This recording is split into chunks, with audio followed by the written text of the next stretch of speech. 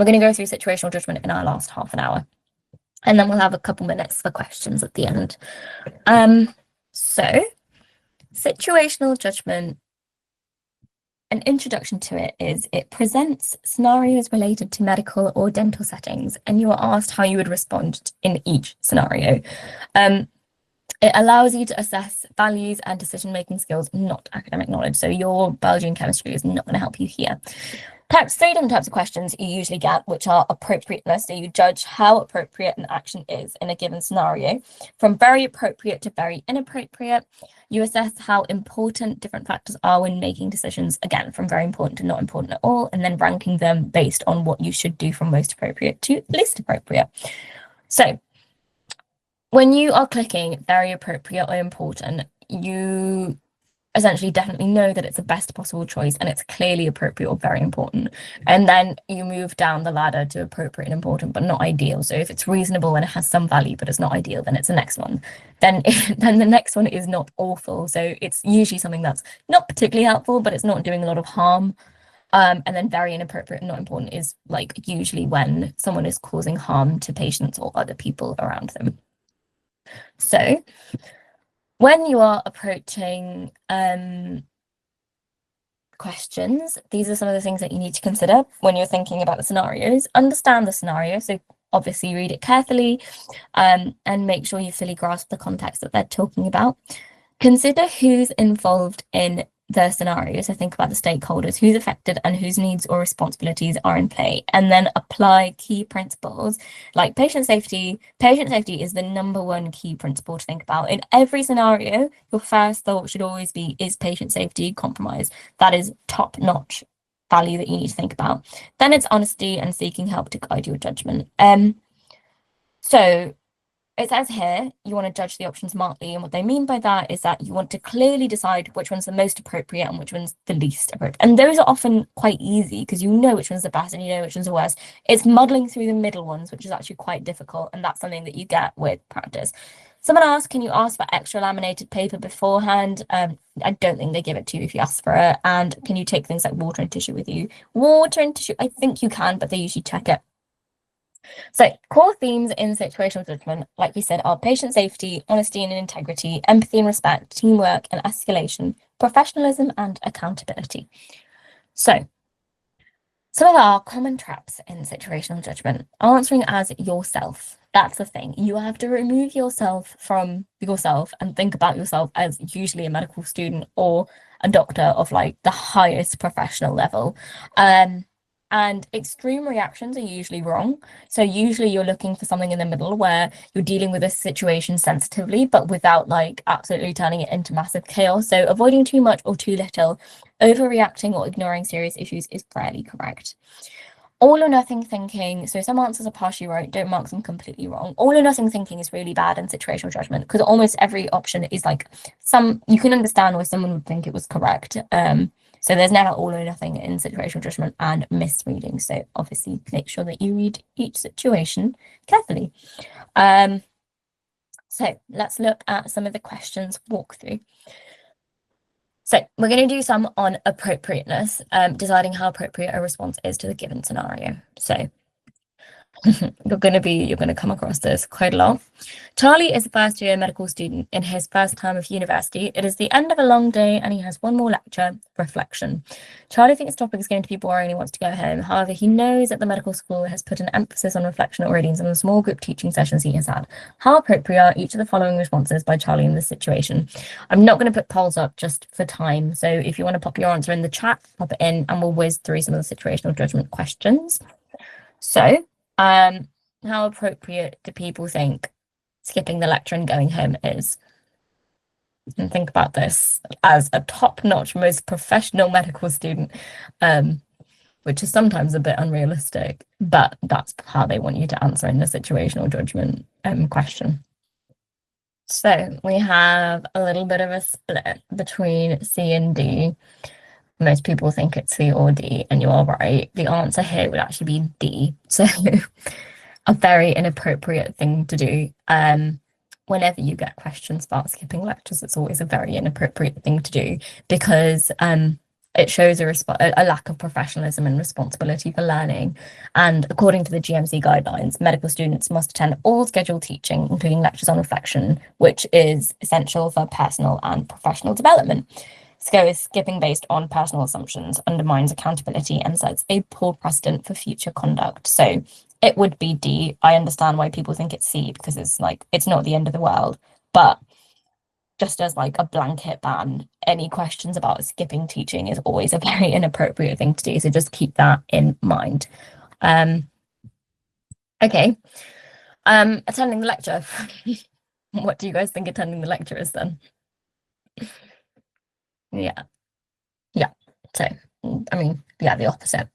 So attending the lecture is a very appropriate thing to do, and it shows professionalism and commitment to learning, because the GMC obviously expects students to attend all scheduled teaching, and reflection is a key part of the medical curriculum. Okay, that was an easy one. Asking one of his friends for lecture notes. What do you think that one is? Split between B and C. This is where it gets tricky, where it's the middle two. So in this case, it would be C, because technically it's inappropriate. He should be at the lecture. Exactly. So it's inappropriate. He should be at the lecture, but he's made some sort of partial attempt to keep up, but he then falls short of professional standards. So even though he's catching up on content, it doesn't replace the learning experience of attending. Okay. Email the lecturer asking for the lecture slides and write up notes on his own. What do you think that one is? Lots of people put down A for this one. So in this case, you could have put down A as a very appropriate thing to do if Charlie couldn't make that lecture for some completely important reason and then took the initiative to email the lecturer and ask the slides and make the notes. Then it would have been a very appropriate thing to do. Right now, it's B. It's B. It's appropriate but not ideal, because he's showing some responsibility for learning, but it isn't ideal. So he's trying to stay engaged by reviewing materials and making notes. It still falls short of the GMC's expectations to attend all teaching sessions. Difference between the last one and this one is that this time he's actively making his own notes and reviewing the material, whereas in the last one he was literally just asking for the notes, which is worse. It's quite inappropriate. Okay. Now let's go to this one. It's a new scenario, so I'll give you guys a second to read up on it. So we've got Dr. Murphy works in the accident and emergency ward of a hospital. She likes to use her own shorthands. She likes to use her own shorthand to take clinical notes about the patients she sees. Another doctor on the ward, Dr. Clayton, has frequently commented that he finds it very difficult to read Dr. Murphy's notes. One day he asked Dr. Murphy if she can find a clearer way of making notes. Dr. Murphy has taken notes using her own shorthand for 15 years and isn't sure how easy it will be to adapt to a completely new system. She's also not sure about which alternative method she's trying to learn.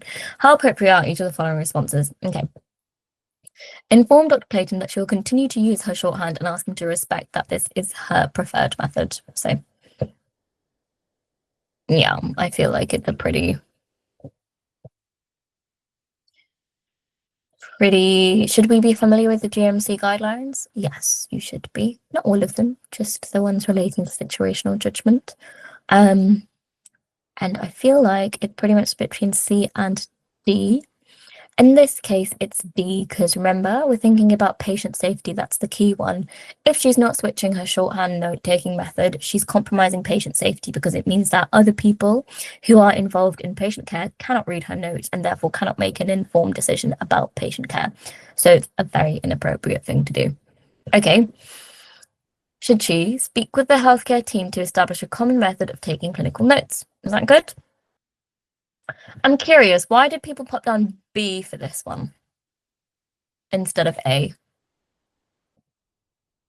If anyone's comfortable speaking up or maybe typing it in the chat, everyone would have to change their ways, possibly a bit inconvenient. A&E has better things to be doing.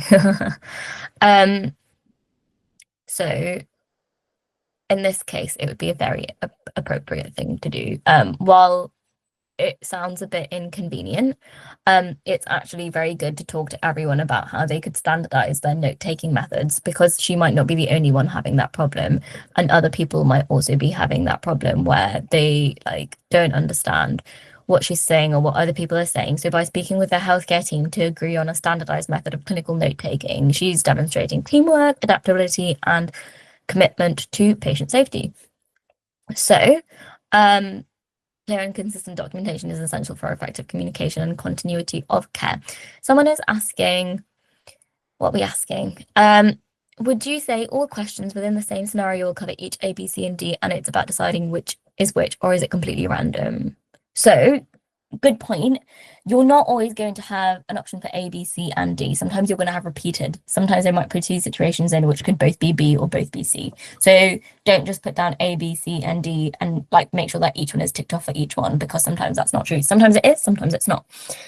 Thing is, there is probably already a standard method she's unaware of. You make a good point there, but the issue is you're not thinking about what she hasn't done already. You're thinking about the best way to move forward, and this is the best way to move forward, is to talk to other people about how to adopt a standardized method of taking clinical notes. And unfortunately, actually, clinical notes are actually completely personalized, because the way that the NHS works is that for each patient you get a note taking, like it's called power note, and you get charts, and every new doctor and every new like thing that you can pop in, you can just like, it's just a blank page that you type into, so anyone can type into it with any shorthand, and sometimes they are difficult to understand.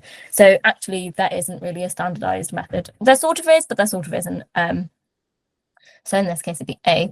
Okay, so we've got this one. Okay, top tips for appropriateness. You want to escalate concerns, respect hierarchy, make sure that you are being confidential, support colleagues, and don't ignore problems. Okay, let's go through an importance question. So Cameron is a third-year medical student. While browsing Twitter, he notices that a friend has made a tutorial for other medical students about cardiac arrhythmias. Cameron looks through this tutorial and notices that his friend has included X-rays, CT scans, and some photos of patient notes, although he is not sure whether these are of an actual patient that his friend has met or taken on the internet. All of the patient details have been anonymized, but the arrhythmia is a rare condition, and he is concerned that this tutorial may be breaching patient confidentiality.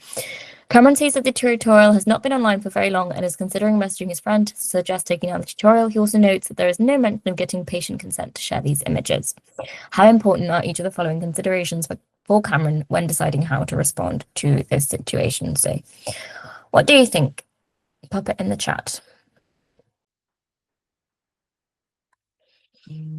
So, A, because it's non-consensual. Yeah, we've got a pretty big consensus on A, because yeah, that's one of the most important things, is patient safety. And if he's not got consent, then he should not be using any images or photos. Up until that last sentence, you don't know whether he's got consent, but given that in his presentation there is no mention of getting patient consent, that's when you'd be concerned. That the condition is rare. Is it important? So people seem to think C or D. Someone also asks, for this section, I assume it's best to read the scenario first and not the questions and answers. Yeah, it's different from verbal reasoning. You should read the scenario first. C or D, it's actually a big mix. So many things to consider here. The answer is B. It's important because even anonymized cases involving rare conditions can risk breaching confidentiality if they allow patient identification. If it's rare, they might be able to identify the patient. So the GMC stresses caution when discussing identifiable cases. But since the tutorial already includes more serious confidentiality risks, e.g. patient notes, this factor alone isn't the most urgent, but still requires attention. Yeah. It is B because it's not the most important thing. Why is it B and not C?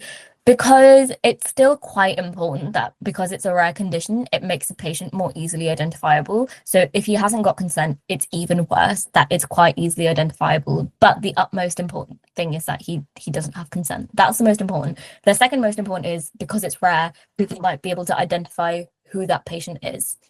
That's why it's the second most important. Okay, so that there is no mention of patient consent within the tutorial. How important is that? Yeah, pretty much consensually, this is going to be A. So when you are presenting patient notes or patient cases, you want to include identifiable patient information without documented consent. So including identifiable patient information without documented consent breaches ethical and professional standards. So regardless of anonymity, using patient-specific data like notes or scans without explicit consent is a serious issue. Tutorials should have either confirmed consent or generic public domain resources. So he needs to act pretty much ASAP to tell his friend to take that tutorial down. How important is it that Cameron thinks the tutorial may breach patient confidentiality? So yeah, most people are popping down A, which is the correct answer. So even the perception of a confidentiality breach demands immediate attention because as a medical student, he has a professional duty to uphold patient privacy. If there's any chance that identifiable data was shared without consent, action must be taken to prevent harm and protect trust in the medical profession. Okay. So just gone through that. Right. I think we have time for one more question, so we'll do one on the last one. Ooh. So yeah, they also have a YouTube channel, which is quite used to. Let's do one ranking style question. So the strategies for the ranking style question is that you want to spot the best. Hang on, someone's asked, what if he is just assuming? Thing is, it's still very important because even if he's making that assumption, it places duty and responsibility upon him to take action on it. Because even if he's wrong, it's better that he alerted someone and he was wrong and no patient confidentiality was breached, than if he thought, maybe I'm wrong, maybe I'm assuming, and then didn't do anything about it, and then patient confidentiality was breached. So the worst case scenario is so much worse than what would happen if he was wrong. So that's important to think about here. So our strategy for ranking is that we want to spot the best. So identify the most appropriate, look for clear communication, escalation or safeguarding, and cut the worst, which are clearly unprofessional. And then again, we have to decide the middle and place the indirect or mildly risky responses in the middle, which are not ideal, but not terrible. We want to use clinical sense, so we're applying core principles like patient safety and professionalism to guide our judgment. Okay, so let's have a go at this one. Oh, nope. So Aisha is a dental student undertaking a placement at a dental practice. She's been working at the dental practice for several weeks and is struggling to handle the workload. The dental educational supervisor has complained that he is working too slowly. Choose the most appropriate and the least appropriate that Aisha should take in response to the situation. So let's just say that the top one is 1, middle one is 2, bottom one is 3. What do you guys think is the most appropriate? Pop down your answers. Yeah, 3. So 3 is the most appropriate because asking the educational supervisor for advice shows insight and a willingness to improve and change because that's what's important as a doctor. It allows her to address concerns and also get better at her time management and ensure safe and effective care, which is important. Okay, and then the least appropriate, everybody, what would you pop down? So the least appropriate would be, it would be 1, because the reason why it's not 2 is because with 1, she's just saying she's going to reassure that she'll get faster with time with absolutely no action in place as to how she's actually going to get faster with time. So she's promised that she's going to do something, but she probably can't do it. Whereas with 2, offer to stay late to complete the work, at least she's trying to make up the work. And that's why it's not the least appropriate. It's not the best case because she's not actually trying to improve her time management, but at least she's trying to do something about the situation at hand. Okay. Let's have a go at one more with our time and then we'll have some Q&A right at the end. Sarah, you asked, isn't it 2 because that would stress her out more? It would stress her out more, but when you think about like I said, the most important thing is thinking about patient safety. So when you're thinking about patient safety, at least she's trying to complete all of her work, so all the notes and stuff are up to date, even if it's going to stress her out. The third option is she's not going to do it, and she's also just told them that she's going to reassure them that she is going to do it. So not only is she going to get stressed out, she's just not going to be able to do it. So it's two bad things instead of one. Okay, let's have a look at this one. Clara is a medical student who is invited to dinner to Rachel's house, a junior doctor. Rachel also invited other junior doctors to work on the same ward as her.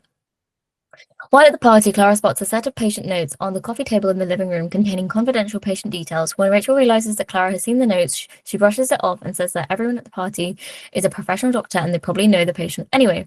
Choose the one most appropriate and least appropriate. Okay.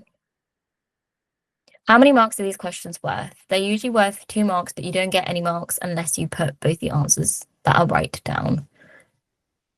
So what do people think? We think the most appropriate.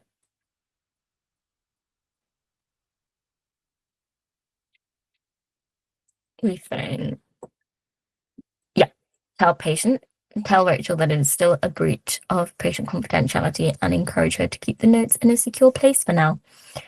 So the reason why it is 2 is because she's dealing with the situation at hand and she is trying to de-escalate the situation. She's not getting into a fight with Rachel about it, but she's just saying, look, we can't have the patient notes out where everybody can see it.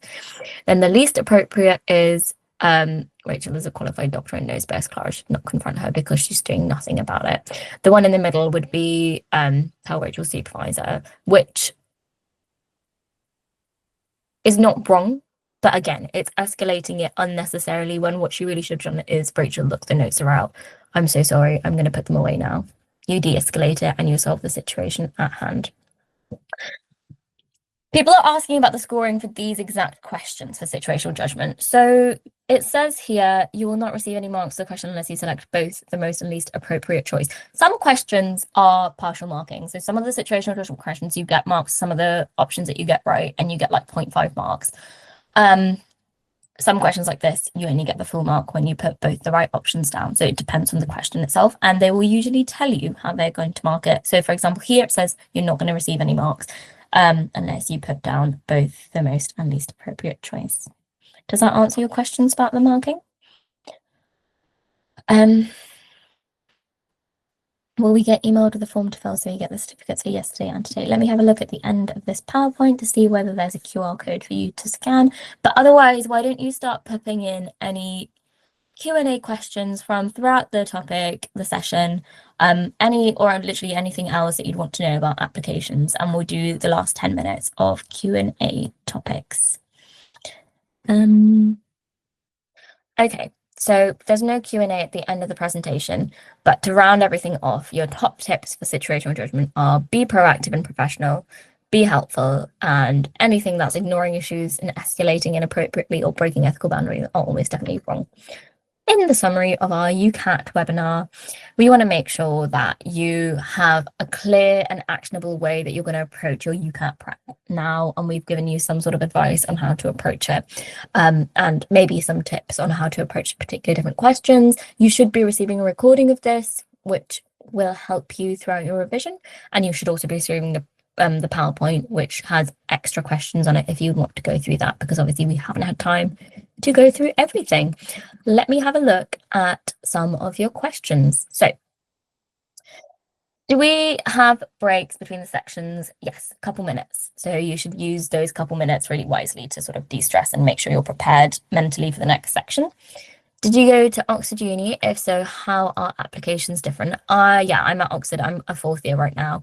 How are applications different? Well, back then I had to take the BMAT for Oxford. You don't need to do that anymore. It's UCAT, so it's actually quite similar. Where else it differs is that Oxford and Cambridge are pretty much still the only ones that do panel interviews. And so they're a lot more scientific compared to the MMIs that you get at other unis. So you need to prepare differently for the interviews for Oxford.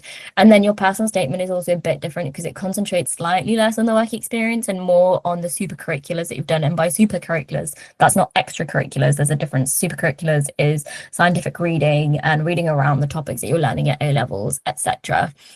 So it's a bit different that way. How is medicine different at Oxford? So you've got 2 years of pre-clin, a year of research, and then you start your clinical placement. So you're not in the hospital before your 4th year. That's the biggest difference. With regards to the UCAT, when is the best time, in your opinion, to sit the exam? I sat it at the end of September, but the general advice that people get is to sit it in August, at the end of August, so that you don't overlap with school exams. Is it okay to ask the interviewer for clarification on a question in Oxford interview? Yes. So one of my interviews I had, this guy, like world famous researcher, it wasn't even a proper interview. He just had his headphones on, his little earphones on, sat in a chair, and I think he actually had his phone in front of him, and it was genuinely just a chat. If you think about the Oxbridge interview as a fun chat with some person who knows a lot about the stuff that he researches in, it goes by a lot quicker than if you think about it as an interview where you're being judged on all your answers, and you'll do a lot better. Think about it.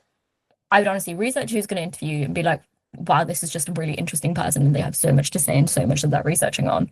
And think about it like that. What is a go-to rule for doing the UCAT for each section? Oh, you want like a summary? Okay. So for verbal reasoning, I'd say read the questions before the text. Quantitative reasoning, skip the hard questions, use mental maths where you can. For decision making, make sure that you're reading the question properly and not taking any inferences where there's not any identifiable evidence in the statement. And then situational judgment, always place patient safety above everything else, and never ever, it's always bad to skip things. Skipping things is always very inappropriate. So that is like the bottom one.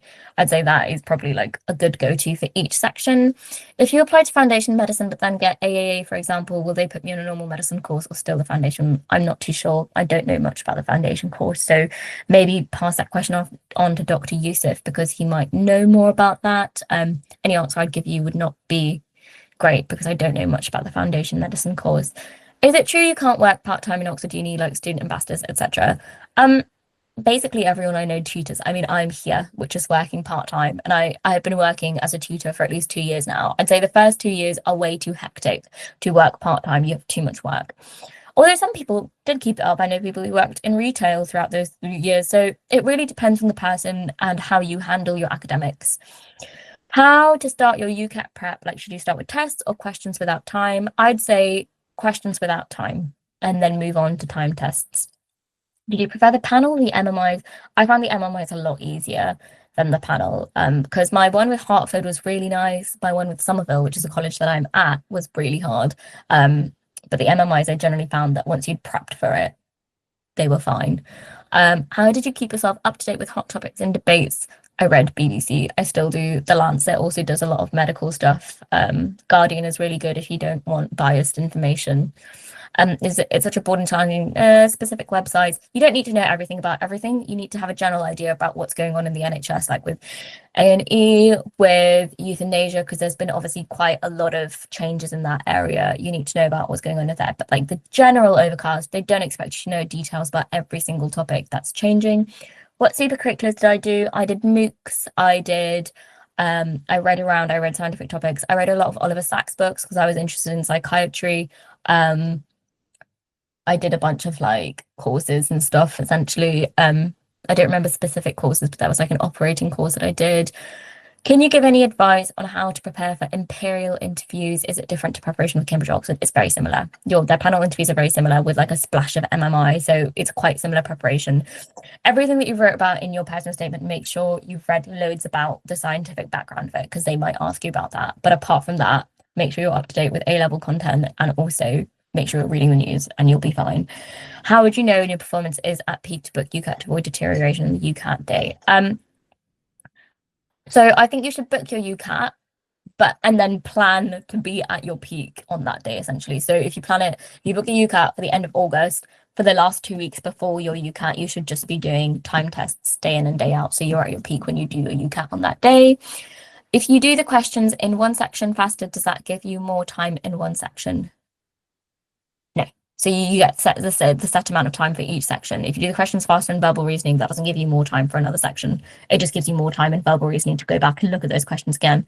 When can we apply for the UCAT? It's usually mid-May. I don't know the exact date this year. How does our attendance get booked? Do you mean for the UCAT?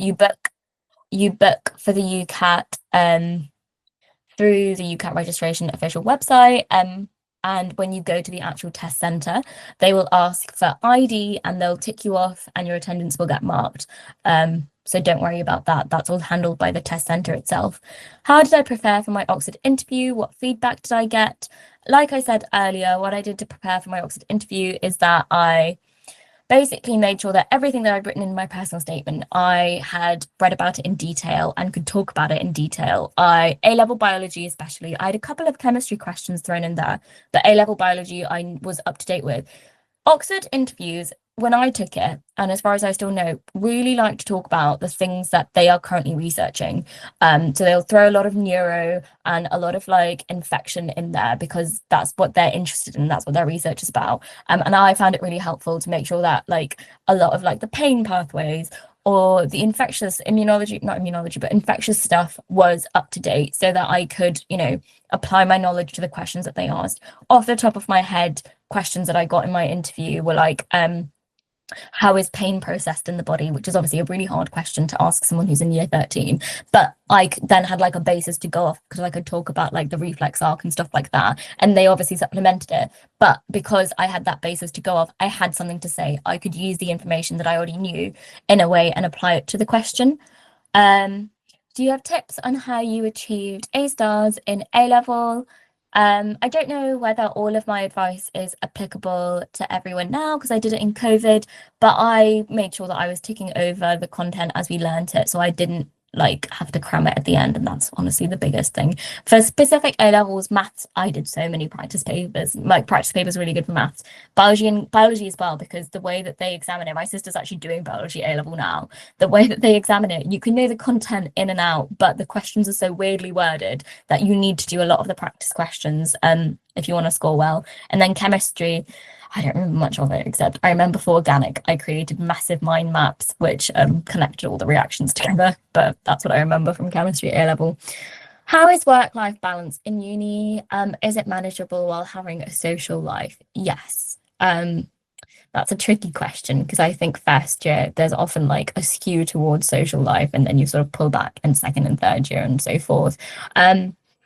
You, especially for medicine, because it's 6 years, you have like the first year where I think you're getting adjusted to being at uni, and it's quite difficult, I'd say, in the first year, but then you get your group of friends, you fall into a rhythm, and honestly it's fine. And for me, to be honest, it was a lot of my friends graduating at the end of third year who did humanities, and only being surrounded by medics puts you in a mindset where you're like, okay, I guess I just need to work all the time, which is fine, but also it lets you like keep your hobbies and tick on the side as well. How does Oxford do dissections? Because I heard it was different. Yeah, so we do prosections. The other type is dissections. Prosections is when you get parts of the body sort of cut up for you, and then you look at it and you identify things in the body. We don't do any of the cutting up ourselves, whereas Cambridge does the opposite. They do dissections. That's a really big point to think about when you're applying for unis. Think about what you'd prefer, and also they like talking about it in interviews, so you should look up depending on which unis you apply to, whether they do dissections or prosections. Should you ask an interviewer a question back? Yeah, they love that. They absolutely love people who actually have a conversation with them, especially the Oxford ones that I had. They loved it when I asked them a question and showed that I was engaged and like was thinking about it. So absolutely, again, it's a conversation, and it's much easier to score well when you think of it as a conversation rather than an interview where you're going to get judged. How do we get certificates for attending this conference? And I'm not too super sure, but Dr. Yusuf should get back to you about that. How disadvantaged do you think if someone wasn't to not choose maths as their third A-level to apply for Oxford? I don't think that there is a quantitative answer for that. I think that maths helps your application, definitely, because it just means that you're more up to date with like your quantitative skills when it comes to quantitative reasoning. In the actual interview, it doesn't really help, and in your actual A levels, it doesn't help.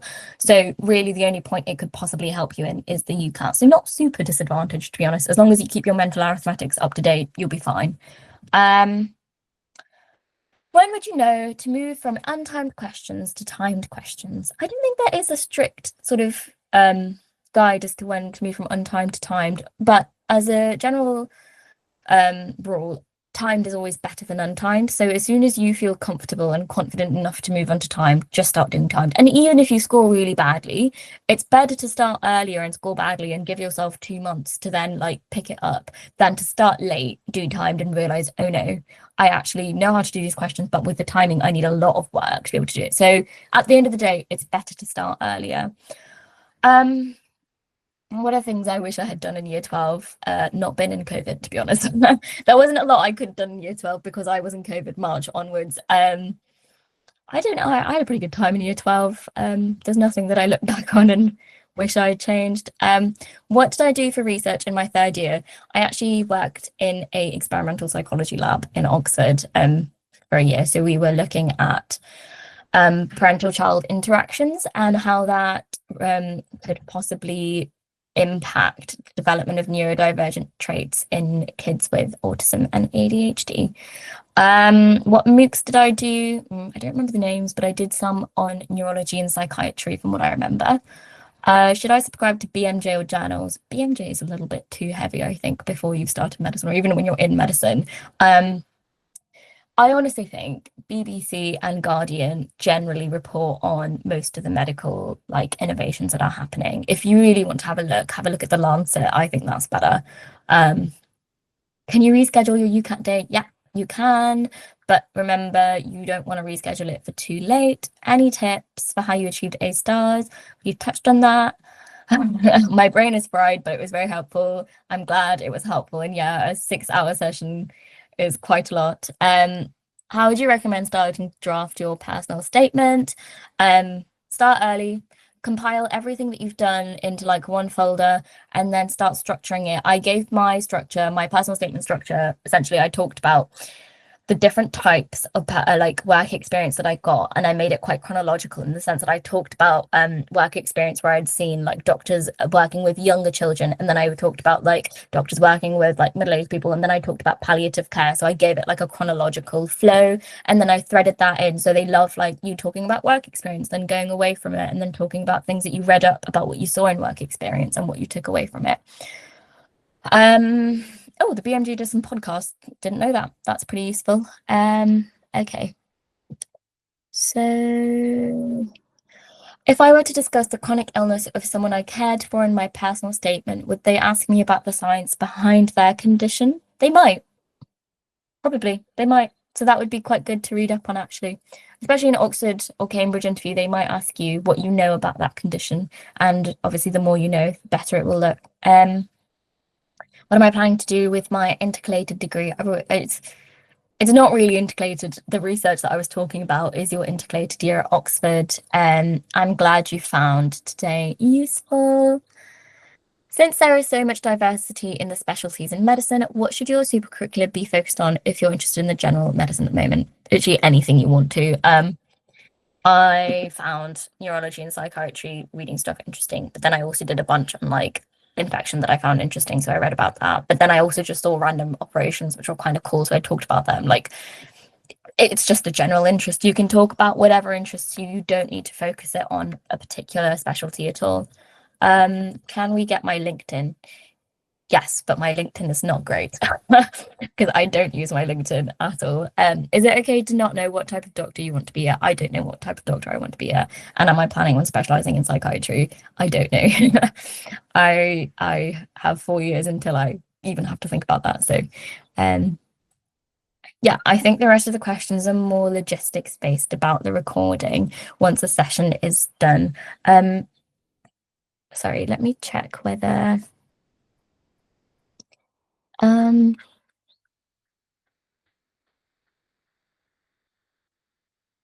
so with regards to the recording, I think Dr. Yusuf will be in touch with you guys.